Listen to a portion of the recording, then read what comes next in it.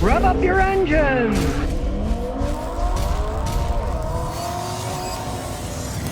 Well, stolen car thefts are up. Guess what's happening to stolen cars? A bunch of them, they're driving them away to other countries. Of course, mainly it's in Mexico, right? And here's the funny thing. Last year, license plate readers that they had at checkpoints in California, Arizona, and Texas, and what commonality do they have? The whole border on Mexico, recorded 2,829 stolen vehicles. I guess they figured this out later and didn't do anything about it, right? Because there were 2,829 stolen plates that they read, but only 144 of these stolen cars were seized on the way into Mexico that year. Not a good record for law enforcement. 2,829 of them and only 144 were recovered. Now, and of course, if you really think about it, this is the spit in the bucket. This is the tip of the iceberg, because I'm sure that many of these cars that were stolen, they weren't morons. And they didn't keep the license plate of the stolen car when they drove it into Mexico, right? This is just license plate readers. They read the license plates, and 2,829 of them came out to be stolen cars, right? Well, I'm sure a lot of people stole the cars. They put some other license plate on them, and that's not going to be recorded, right? So it's a lot worse than what it seems. You know, it's like they say, crime rate are up here. Well, the crime's only the reported crimes. There's a lot of crimes that aren't reported, and people don't know. So it's got to be a lot worse than what they're saying. If they got 2,829 ones that the license plate reader said it was stolen, and they only recovered 144 stolen cars. We live in a computerized society, right? They should have these readers at the border, and then they should say, okay, that one's, pull them over right away, you know? It's nuts. I mean, we go to Canada, drive there, they read your license plate. The Canadians read ours, we read theirs, and we see if anything's stolen. If there's a problem, boom, they pull you over, and customs guys start asking you questions, right? Well, I guess they're kind of lazy on the Mexican border. It's like, I can see people in Texas. Oh, well, Billy Bob, they're already in Mexico, so I guess we'll just let that one go. You can't make this stuff up. It's unbelievable. Well, things get weirder and weirder. Now Toyota's talking about making an EV car that has a fake manual transmission. People like certain things the way they feel. So just like some of those CVT transmissions that are out today that don't have any gears, but they program fake gears into them. So you see the tachometer go up and down and up like a regular transmission, even though they don't have gears. Well, in this case, Toyota's talking about making an electric vehicle that has a manual shift that doesn't do anything at all, and that makes different noises of the engine revving up, even though there is no engine that's revving up except the electric one. Reportedly, Toyota is working on an electric vehicle that has a gear shift knob that doesn't do anything, and a floor-mounted speaker to pipe in exhaust noises in the car that sounds like you're brum, brum, brum, brum, right?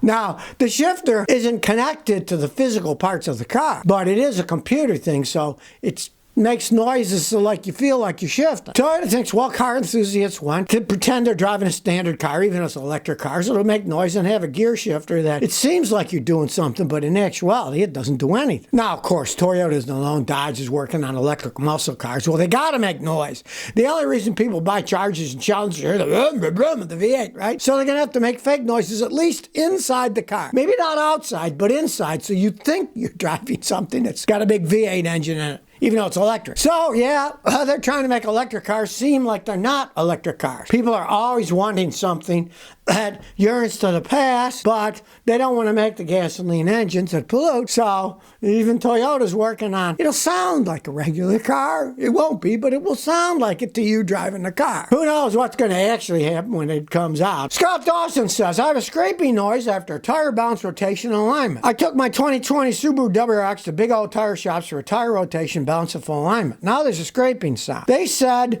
that a lug nut was seized, so they had no choice but to cut it off and replace the stud. Now it's making a noise. You got a scraping noise. I can tell you what it is, and they did it, but you know, they obviously didn't even road test the car to see. To take the stud off, stud's built into the hub. They got to take all the stuff apart, and then they got to press the old broken stud out and press a new one in. What they did was, on the back of your disc brake system on the inside, there's a dust shield made out of metal. It's very thin metal. It's just to keep dust and wind and rocks and salt in the winter from getting on the brake system, right? I mean, it's not perfect because it keeps some of it out, but the outside's open, so it still gets in. But it's thin metal. And when they did all that pressing, they bent the stupid thing. Now, if you don't trust those swines, and I probably wouldn't, just jack up the car yourself and you'll probably roll the wheel. You'll probably see, the backing plate's bent. You get a screwdriver and bend it yourself. You know, it's not that hard to do. But that's what happened. happened? They bent it when they did that work. And now it's grabbing because that little plate is hitting it. Now, it's not really hurting anything because it's just light metal and it's touching the rotor as it's spinning around. But bend it back, and that's what they did.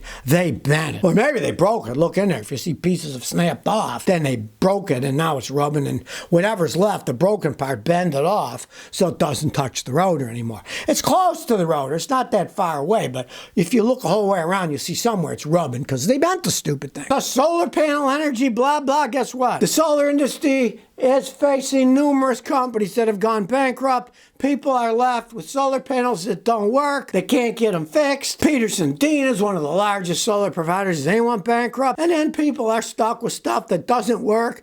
No one can fix it. They don't produce any power. They're not saving money. Yet, they're still having to pay for the installation for the product, even though it's not working, right? There was an 83-year-old woman in California. She used a company called Harness Power. Well, they said, well, we'll have it up in a few months. They go bankrupt and they're stuck. Right? Now they got this thing sticking on their house that isn't finished.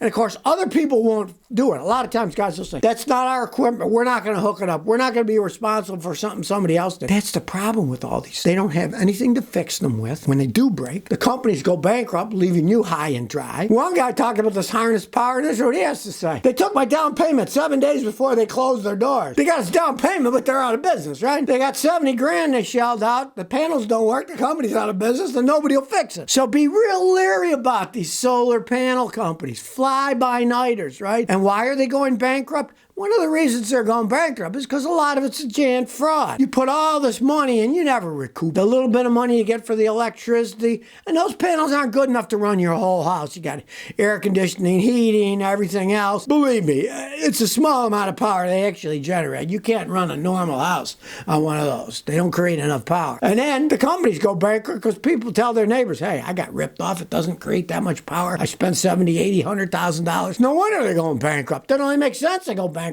People are finding out the whole thing is a giant scam. Well, I talk about biodiesel, biofuel, right? Well, guess what? Southeast Iowa biodiesel plant just shut down. They're not economically feasible. You lose money with these things, right? Here was their reasoning. This biofuel refinery in Crawfordsville, Iowa, which is capable of producing 10 million gallons of diesel a year, is shut down. And here's what the chief executive Roy of this W2 Fuel says. We would have liked to kept it going, and we really tried. We just need more certainty. And you know what certainty means? Certainty means government subsidies, baby. Follow the money. They never say, well, they need to subsidize this more. No, he needs more certainty. Now, most of this stuff, the only reason it even exists is because of government subsidies.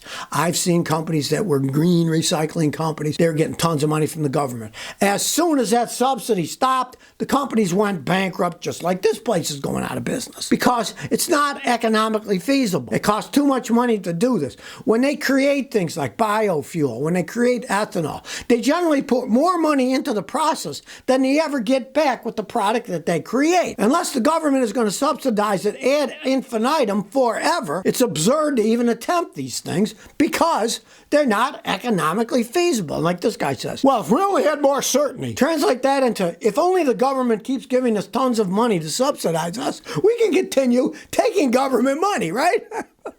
They're supposed to be businesses, right? If they're businesses, they should float it out. If they don't, it's a bad business. Do something else, right? Here's the history of this particular plant, right? In 2018, the tax subsidy was gone, and that Crawfordsville plant shut down immediately. We don't get the credit. No more. We're not going to do it, right? But in 2019, the tax credit was brought back. So then, in 2021, they started it back up again. And now they're shutting it down again. Last year, they said they produced 1 million gallons of biodiesel, okay? Well, realize this. The United States uses about 128 million gallons of diesel every day. And this place produced 1 million gallons for the whole year.